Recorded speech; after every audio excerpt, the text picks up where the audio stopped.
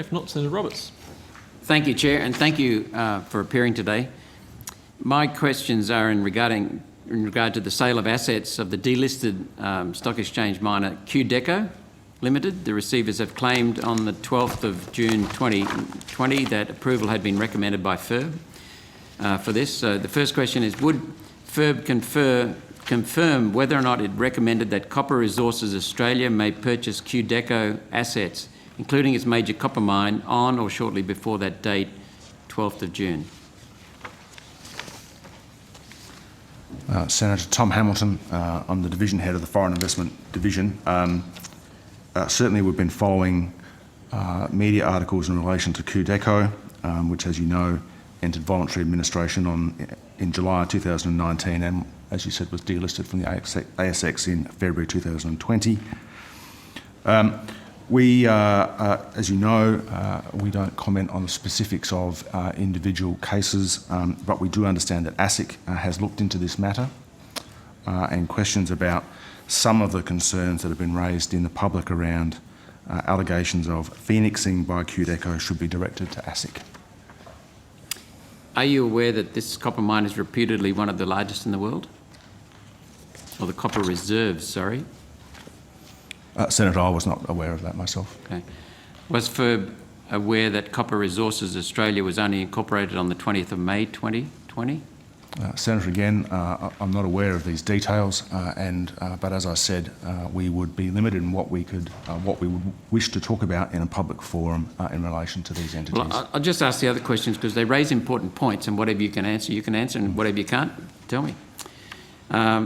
Was FIRB aware that Copper Resources Australia is basically a shell company with no significant assets and lacks the funds to buy copper by the firm? It had no mining experience or funds of their own to complete such a purchase?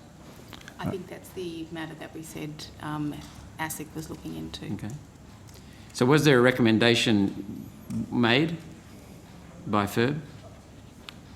Senator, as we said, personally I'm not aware of that, but we would not comment on that in any case. Is FIRB aware that a change of beneficial ownership Form 484 was submitted on the 14th of July 2020, shortly after the approval given claim assigning the beneficial ownership to Chinese controlled company Dragonfield International Limited? I'll refer you to my previous answer, Senator.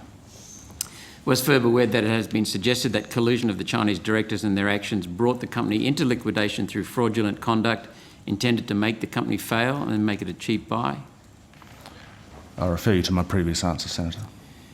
Is FIRB aware that the bid of $30 million from Copper Resources Australia promises to be paid to only non-Australian creditors when an Australian bid of $60 million, double the price, to purchase was declined by the receiver? Again, Senator, I'll refer you to what I said previously. Is FIRB aware that this purchase, if this purchase is allowed to proceed, Chinese interests will acquire allegedly more than $100 million of Australian assets for less than $30 million, leaving Australian investors and creditors unpaid, with reportedly the value of the plant was valued as scrap metal? Again, Senator, I'd refer you to my previous answer. Can you explain how this recommendation, if you made that recommendation, could be in Australia's best interest? So, Senator, we've sort of noted in previous hearings that we're very happy to discuss these sort of matters in a private hearing. The legislation has particular constraints on us around sharing protected information, but we have previously discussed particulars of certain matters in private hearings with senators, and we're happy to consider making that offer. There is another committee looking at foreign investment which we appear before, and we have appeared before them, and we anticipate we'll appear before them again. Can you tell me when that would be? I'm not sure when the next one is, okay. But I think we're scheduled to appear. Can my office get a briefing from you at all? We can certainly put that to the Treasurer's office, yeah. Okay. So you'll get back to my office?